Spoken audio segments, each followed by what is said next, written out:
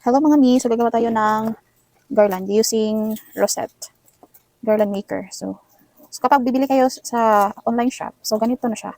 3 sets na siya, may small, medium at large. So itong large ang gagamitin natin for 3 inches na size na logo sa centerpiece.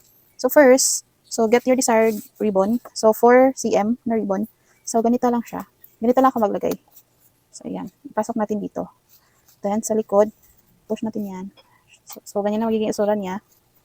So, continue nyo lang sa pag-fold until makumpleto natin ang whole circle. So, yan.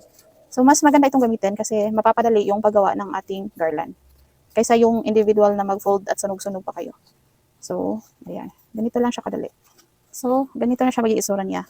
Then sa likod, ganito. So, ikat lang natin siya. Ayan. Then dito sa existing dito is lagyan natin na siya ng glue gun. So, ganito lang siya paglagay. Then, close na natin siya. So, patuyuin lang natin. Then, so, pag okay na siya, so, ganito na magiging itsura niya. So, get lang ng plain para ilagay natin siya sa likod. So, ganito ang paglagay lang. Para malak natin siya.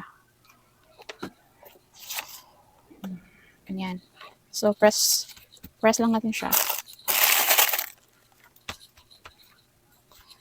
Then, sa front naman is, lagyan din natin siya ng logo na 3 inches. So, hanap ka which part na maganda. Oh, ayan. So, ganito na lang. Press lang. So, before nyo i-remove is dapat is, ano na siya, dry na siya. Ayan, ganyan na. So, sa pagtanggal is ganito lang. I-hold nyo yung may center, tapos ihila nyo yung rosette. Ayan.